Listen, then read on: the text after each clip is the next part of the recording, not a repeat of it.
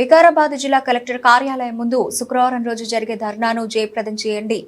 వివిహెచ్పిఎస్ రాష్ట్ర ప్రధాన కార్యదర్శి కావలి నరసింహులు, జిల్లా అధ్యక్షులు పోతురాజు సుధీర్.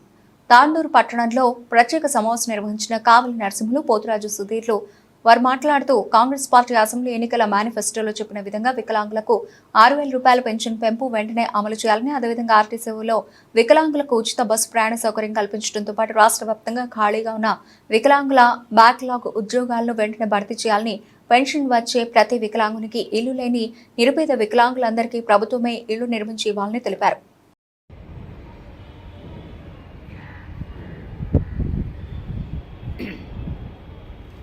అందరికీ నమస్కారం. నా పేరు కావలి నరసింహులు. నేను భారత వికలాంగుల హక్కుల పరిరక్షణ సమితి రాష్ట్ర ప్రధాన కార్యదర్శిగా పనిచేస్తున్నాను. అయితే గత డిసెంబర్ ఎన్నికల్లో, శాసనసభ ఎన్నికల్లో గత కాంగ్రెస్ ప్రభుత్వం ఎన్నుకోవడం జరిగింది. అయితే కాంగ్రెస్ ప్రభుత్వం గత సంవత్సరంలో వికలాంగులకు ఇచ్చిన హామీలు ఏమాత్రం నెరవేర్చలేదు. కాబట్టి కాంగ్రెస్ ప్రభుత్వం ఇచ్చిన ఎన్నికల మేనిఫెస్టోలో ఉన్న అంశం ఏంటంటే వికలాంగుల పింఛన్ను 4,000 నుంచి 6,000కు పెంచుతామని చెప్పడం జరిగింది.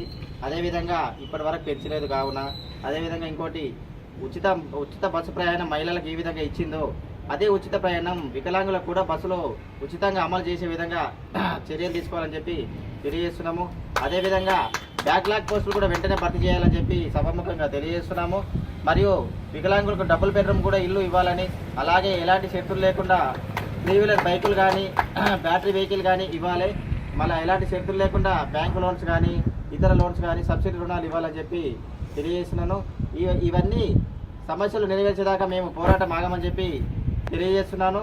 అయితే రేపు అనగా 5వ తేదీ నాడు వికారాబాద్ జిల్లా కలెక్టర్ కార్యాలయంలో ఈ డిమాండ్లపై 1000 మంది వికలాంగులతోటి పెద్ద ఎత్తున ధర్నా నిర్వహించాలని చెప్పి మా సంఘం తరఫున నిర్ణయం తీసుకున్నాము.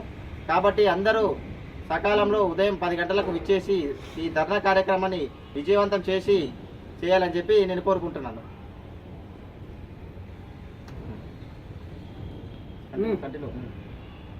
అందరికీ నమస్కారం.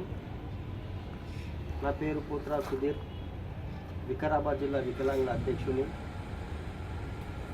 కాంగ్రెస్ పార్టీ అధికారంలోకి 8 నెలలు అవుతుంది వచ్చి, ఇప్పటి వరకు వికలాంగులకు ఇచ్చిన హామీలు ఏ ఒక్కటి కూడా నెరవేర్చలేదు. ఈ హామీల కొరకు రేపు 5వ తారీఖు నాడు వికారాబాద్ జిల్లాలో కలెక్టర్ ఆఫీస్ ఎదురుగా వికలాంగులందరూ కలిసి ఈ ధర్నా చేయడం జరుగుతుంది. వికలాంగుల సమస్యలను ఏ ఒక్క రాజకీయ పార్టీ కానీ ప్రభుత్వాలు మారినా కానీ కూడా వికలాంగులను పట్టించుకోవడం పాపాన పోలేదు.